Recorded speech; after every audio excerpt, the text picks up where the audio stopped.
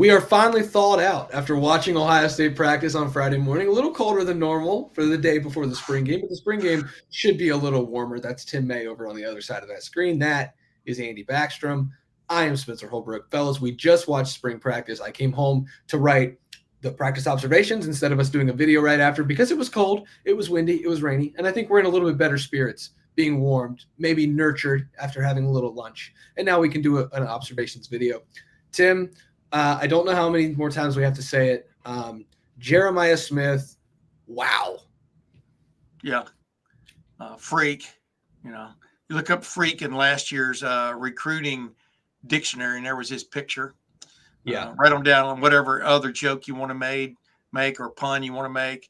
I saw him have one ball he could have caught, that some people, and I'm just going, well, that was a tough catch to begin with. And number two, but you're used to him sticking his hand up and the ball sticking to it like Velcro, pretty much. And he had another one of those today during that practice. Boy, was that fun to watch.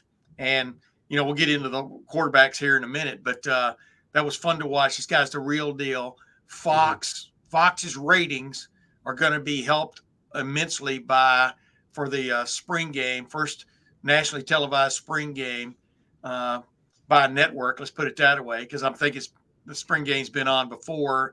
Anybody who's got the Big Ten network could have watched them. But the bottom line is it's going to be helped immensely by this phenom. And what's really cool, guys, I know you agree with me. I told Bo Bishop this on the radio right after practice that you got the number one quarterback in the country from the recruiting class thrown to the number one overall player in the 2024 recruiting class, and boy, are they living up to their billing. It's it doesn't always work out that way, but these are high times at Ohio State. Yeah, Andy, Jeremiah just keeps wowing us, right? Is it the one-handed grab? Is it the mossing? Is it the route running? Like, pick your battle here, and I'll just let you run with it because he keeps wowing us every time he'll go in and watch a practice. I feel like he just has to start. He might not, just because the way they progress these wide receivers at Ohio State, and you get these all-world athletes to come in, and they do have to wait a little bit. Even Carnell Tate had such a great spring last year and didn't play that much right away. He did get, snaps in that Indiana game, and as the season went on and played a little bit more of a role. But with Jeremiah Smith, he just feels like he's got to be one of those best wide receivers that's on the field at all times. And he might start in the spring game because Brandon Inniss right now is out. He's got a boot on. He was on a scooter today. It doesn't seem to be anything super serious, but I wouldn't expect him to play tomorrow.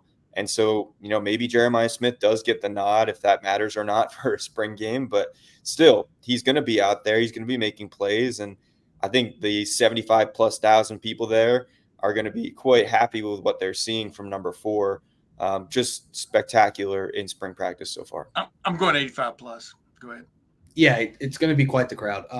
Then we move on. Hey, this ain't Boston College, man. Go ahead. We can't sit here and just talk about Jeremiah. I mean, we could, and I'm sure people would love for us to do that because raving about Jeremiah has done well on YouTube already. If I put Jeremiah Smith's name in a headline, it's probably going to do well. People love hearing about Jeremiah Smith, and we love talking about him. But the guys throwing him the football were kind of the other story, right? Because, to be honest, like, I was doing the observations post, Tim, Andy, I think you guys would both agree with this. I was doing the observations post, just writing like what I saw and stuff. You can learn a lot more about an offense than you can a defense when they're only thudding. So, there's a lot to learn about this offense, and it starts at the quarterback position. The running back thing is kind of settled. We can touch on that a little bit, but quarterbacks, Will Howard, Devin Brown, Lincoln Keenholz, Julian Sayin, and Aaron Nolan, all 5 of them. Saw a lot of reps from all 5 of them today. And the Julian Sayin throws wowed me. There was one at the sidelines. It was a C.J. Stroud-like throw, kind of looped over a zone defender. Like, just wow. That's not a throw that. I'm so proud of you. You didn't say the word layered. Go ahead now. Yeah, that's a layered throw that not a lot of quarterbacks can make, especially for freshmen. But Tim, it just seems like he keeps progressing, right? Ryan Day said they've been impressed with his approach, impressed with the way he's carried himself. And today, you're still being impressed by the throws he's making. Every time we see him, he looks better. And I think that is the name of the game right now for Julian Sayin. If he keeps looking better each time, by August and September, you're going to start to have those thoughts creep back into your head like, hey, even though he's a true freshman, I don't know. I don't want to say it, but you know what I'm talking about. Yeah.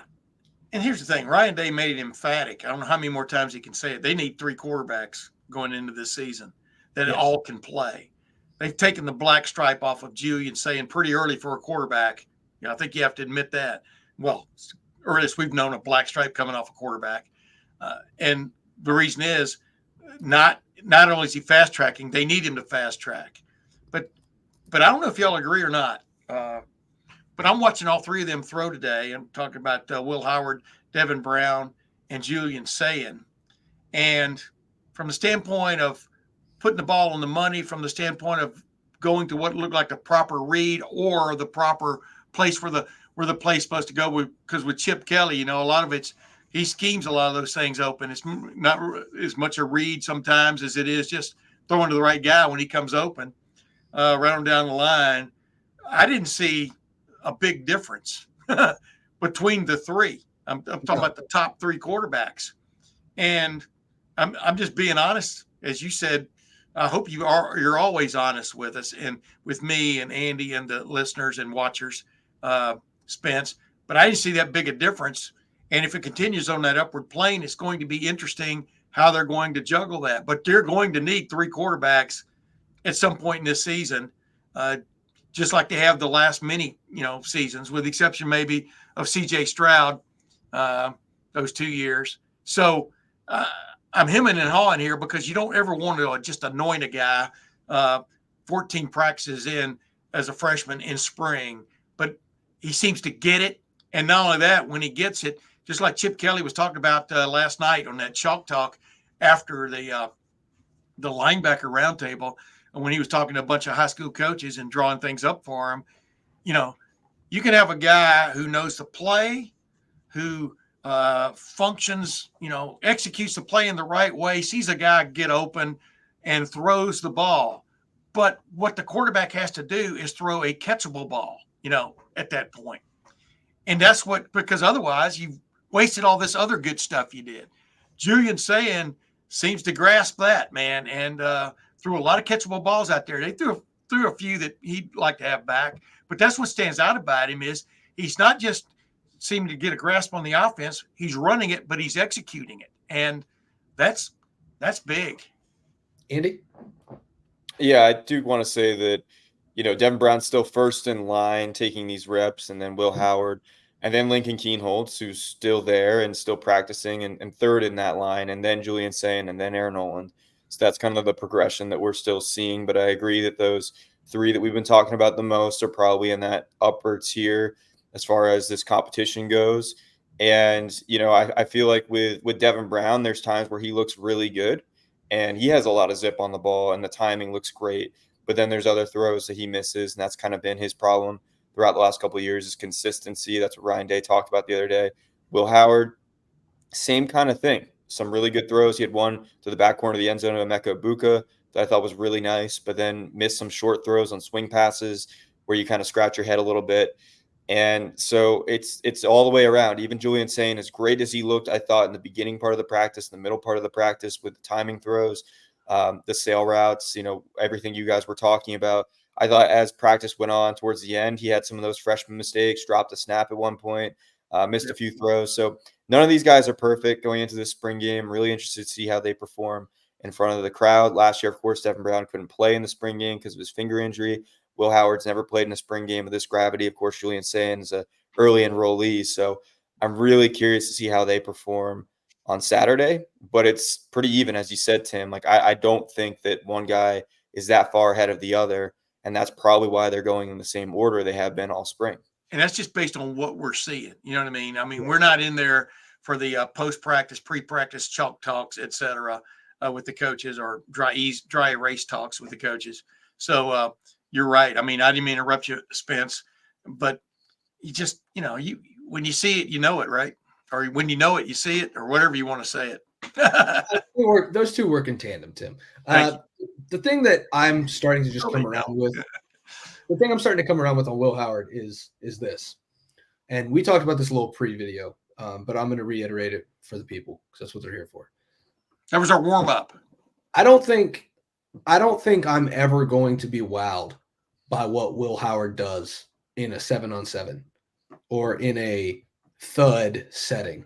Like, he's a good quarterback. He processes information. The last 2 weeks have been pretty good for him. People I've talked to said, like, you've seen a couple steps forward in his progression, in his reads, things like that. He's learning the offense more. This is all to be expected, by the way. Like, nobody expected him to come in, get the offense, and look like a first-round pick in March. Like, this was the hiccups were expected because he's learning a new system. I'm never going to be wowed by what I see from Will Howard in a practice setting because he's wearing a black jersey and he can't get hit. Will Howard made his, I guess you can say, living now with NIL. He made his living. He made his hay, extending plays, getting out of the pocket, extending drives with his feet, and then making timely throws. Watch his best games. The throws are timely. They're not special. They're not spectacular. They're timely, but he moves the chains. The receivers he's got this year are going to be much better than what he's got at Kansas State. And if he wins this job, I'm never going to be wowed by what he does in a practice. And today I wasn't really wowed, I'll be honest with you. But I don't have to be wowed in a 7-on-7 or a thud. Ohio State needs to be wowed by the progressions and everything. And then when he gets into those settings where it's 11-on-11 and he's live and he can get hit, that's when he shines. That's when he's the best. And I think that's what we need to just come around to is like, we're never going to walk out of the Woody or out of the horseshoe of a practice and be like, wow, Will Howard blew me away today. It's just not going to happen. It's not who he is.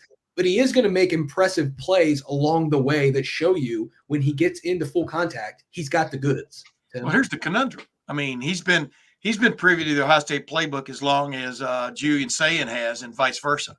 The guy who's should be ahead of the game, but they've adding some things, some nuances, is Devin Brown. But see, it comes down to that question I've always asked coaches forever: is can you trust a guy to be a gamer? Because you're talking about a gamer, I mean, because all these guys will be competent in running and knowing the offense and running the offense, but you're throwing the gamer aspect in there. And of course, he has loads of video from Kansas State where he was a gamer, where these other guys, Devin Brown's had one start and Julian Sayin's a freshman. I'm just using those guys. Lincoln Keno, too, you throw him in there. Like Lincoln Keno said after the Cotton Bowl, it was great just to get out there and play, man. They got beat and he got beat up a little bit, but it was great to get out there and play. But when you're making that decision of your starting quarterback, coaches don't like to trust that the guy, when the lights come on, the guy's going to make plays because he did at Kansas State, or that he did at Carlsbad High School, or that he did against Purdue last year a couple of times. And that was pretty much it. I'm talking about for Devin Brown. So this is will be a real conundrum. I like using that word. Anytime I can work that word in the conversation, because it will be a conundrum.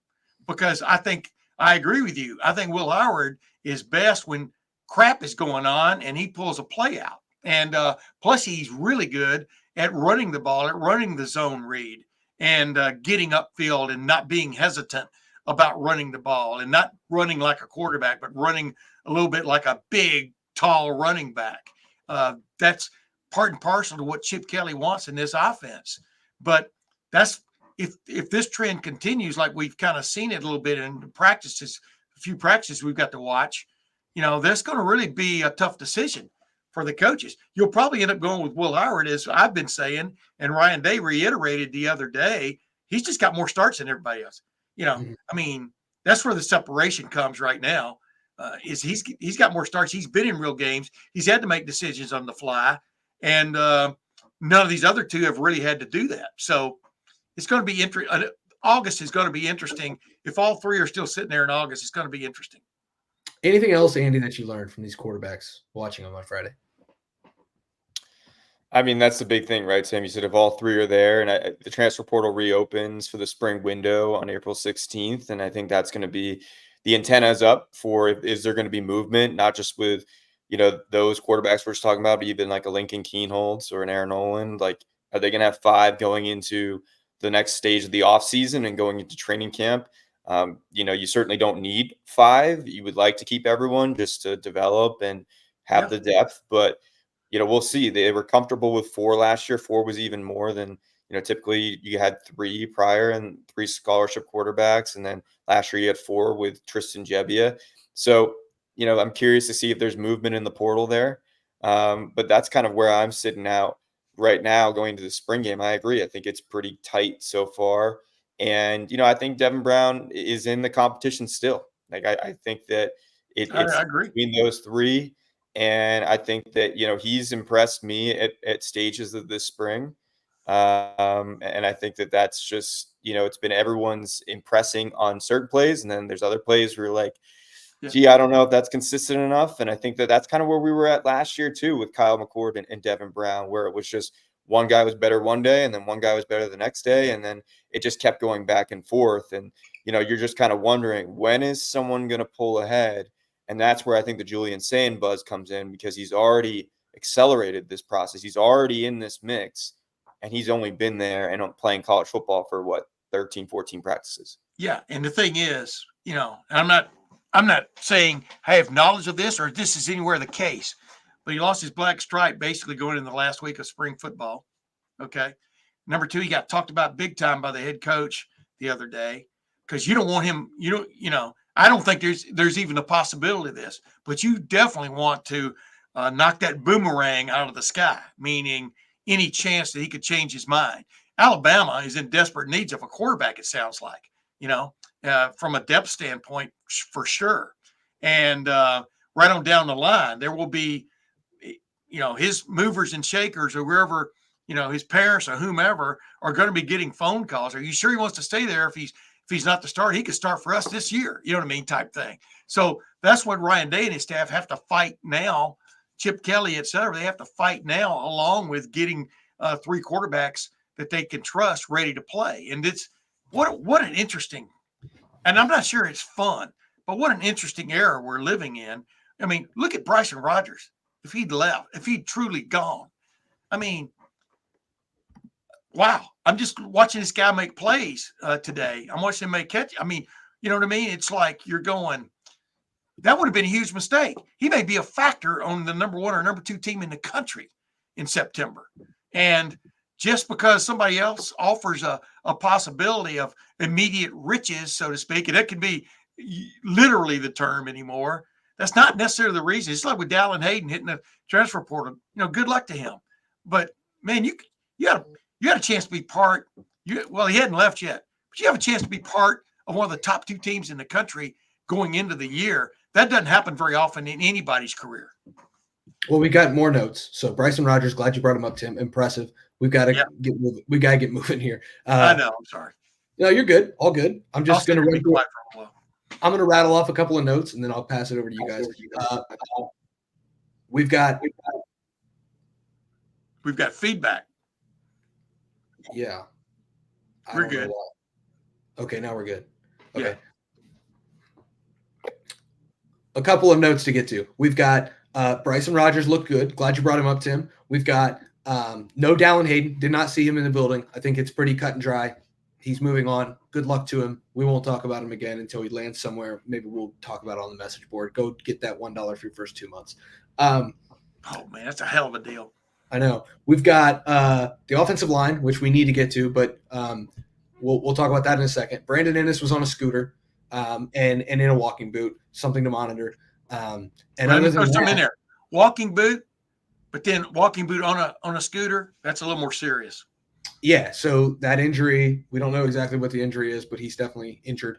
And we hope for a speedy recovery, because he was making some moves here in spring before he got hurt. Looks like he's going to be a contributor, and I still think he will be. But now we got to get to the offensive line. Again, there's not much to learn on the defense. There's a couple guys who stood out to me, and we can mention those at the end. But the offensive line, Andy, I'm going to go to you first. 3 different guards, and all of the talk about Josh Fryer playing guard can be thrown out the window because he only played tackle today. Even when they experimented, he was not playing guard. I heard Thursday night at the coach's clinic that he's taken a couple of guard reps. I'm not buying it, because he was only at tackle today when they were experimenting. So Carson Hinsman, Tegra Shabola, which is noteworthy because he hadn't been sliding inside, and then Luke Montgomery, and now you have the floor, Andy. Yeah, I'm not sure I would throw it out the window, but we didn't see it today. So do with that what you will. But I think that guard conversation is really interesting, because out of, I think it was Wednesday's availability when Ryan Day talked, we were all focused on tackle. and we were kind of figuring out like, okay, where's Josh Fryer going to play? And would they even like put him inside and look for a tackle in the portal? Whereas today it was all guard talk, and we saw Luke Montgomery first out there, and we saw Tegra Shabola out there. And as you mentioned, like we have not seen Tegra inside. We've seen him in that right tackle conversation a lot of this spring and even last offseason. And then I thought what was most interesting was seeing Carson Hinsman running at right guard with Seth McLaughlin at center and the rest of that first team offensive line. I think that's kind of a wrinkle that we maybe don't talk about enough, is that, hey, look, it's this best five conversation. And if Carson Hinsman is considered one of the best five because he, started 12 games last year and 11 of them they won, then he will play. And then you'd have Seth McLaughlin at center and Carson Hinsman at right guard and Josh Fryer at right tackle. So I think that's that part where, I think it was even just a week and a half ago where Justin Fry said that, really Carson Hinsman had only been repping at center. Seth McLaughlin had only been repping at center. And it was kind of trying to figure out who was better between the two of them. Well, now we're seeing more of that right guard action for those centers and really Carson Hinsman. And Carson Hinsman was also taking first team reps at center today. It's not like they've just moved him full time to guard. But to have him in that conversation, I think is really key, because I think that's a realistic possibility. Like he could be the starting right guard. Yeah. And to see Tegra Shabola rolling in there a few times today was interesting, because everybody I talked to say he's had a pretty good spring and has gotten better and better as a spring, because this was his spring. I mean, he was one of my guys I was keeping my eye on, like, y'all too, I'm sure, is this being a critical spring for him. And here's what I took out of today. I think they've got some, I think they've got guys that can play right guard. And I think the number one guy that's to play right guard is Luke Montgomery, from just putting 2 and 2 together. But you've got other guys to push him, and or if that doesn't quite work out, throw them in there and see what happens, right? But what stood out to me today, in the last couple of times we've gotten to see them a little bit, is I think the depth is coming along on that offensive line. I mean, George Fitzpatrick, I think, there's a guy nobody, we weren't talking about going into the spring. I know I wasn't talking about him. I knew they had to have guys like him step up this spring. But I think their depth is showing up a little bit as a little more, not proven depth necessarily, but possible playing depth. And that's what I took out of watching the revolving door, for example, at right guard today, is they feel like any of those guys could compete for it, which is different from having to have a guy just strangulate it, take it. But I still think Luke Montgomery's going to be the guy. Yeah, they're investing a lot in Luke Montgomery, but they're also giving other guys opportunities like that. It's not a set in stone, done deal. Luke Montgomery is going to be the right guard. Right now, in that battle, I would still take him, like you said, Tim. But there's a huge but there. There's actually a lot of huge buts because it's the offensive line. But what are you trying to say there? Is it the Kardashian part of the offensive line? What are you saying? You got to go to lettermenrow.com, pay the $1 for your first 2 months to get that info, Tim. But like, they're giving those guys opportunities. And I think that's what I take away from today. I didn't learn a lot about like who's in front, who's in the lead in that right guard spot, who they like more. But every time I look up, Luke Montgomery's been in there more than anybody else. That's all I'm saying. It is important, though, that they're shuffling guys in there, giving guys the chance to show, like, this is why I can be the starting right guard for the Ohio State Buckeyes. So, I think that's noteworthy. Defensively, I'm going to go a little rapid fire here. I like Jalen McClain. I do. I think he's a good player. I was told on Thursday night that they've been impressed with his approach, the way that he carries himself. He's very, quote, intentional. Coaches love using that word for young guys. They're intentional in what they do. Buzzword. So when you hear that, it is a buzzword. It generates a little bit of buzz. So Jalen McClain, somebody to watch in the spring game tomorrow. He's number 18, if you don't know, because he's a true freshman. Fans haven't seen him.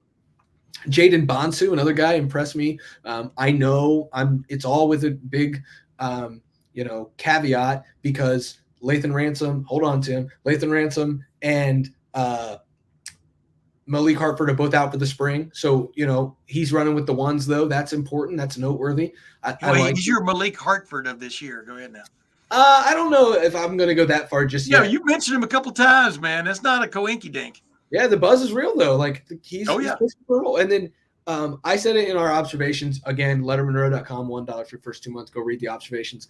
The light has fully come on for me for CJ Hicks. Like it looks like CJ Hicks just gets it now.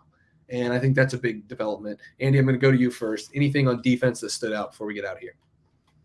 Just a couple of notes there and things that you said. Lathan Ransom, not totally out like this spring. Like he's done 7-on-7 stuff we saw today, but not doing all the team stuff. And I don't know if he'll play or not tomorrow. It doesn't seem like really necessary for him to play. So I wouldn't be surprised if he doesn't play.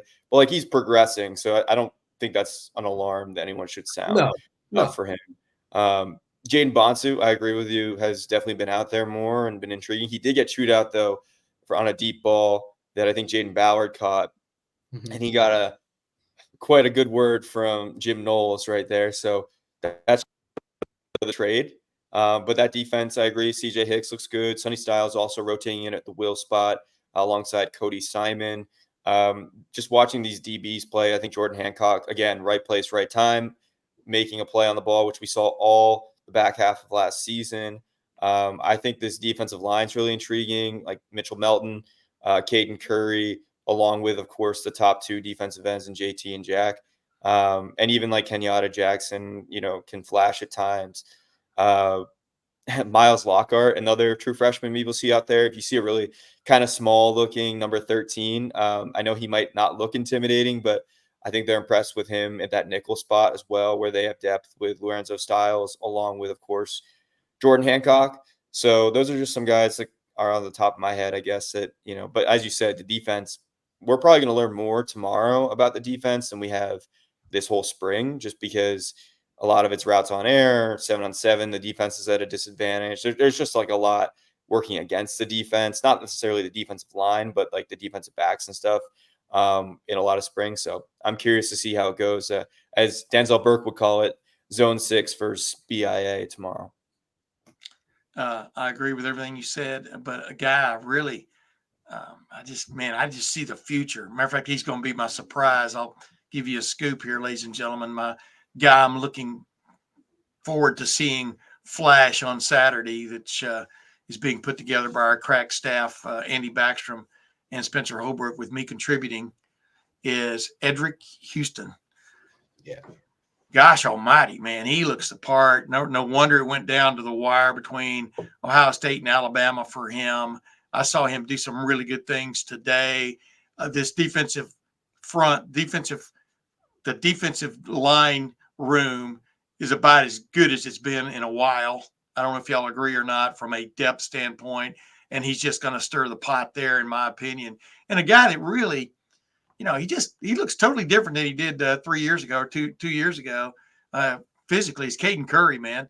And just looks like a beefier version of Caden Curry. And I know, he didn't put on a lot of weight, but but the point is, he looks like, he looks like a guy that's got to play. And that's what's interesting is when you backtrack, when you put a dam up and Jack Sawyer and JT Tuimoloau don't leave like a lot of people thought they might.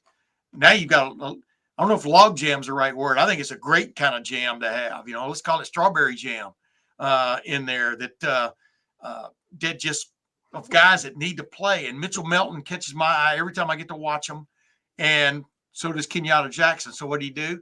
You roll them in there because you're going to need them for 16 games. It almost ought to be the motto of this team, because Ryan Day mentions it as much as anybody.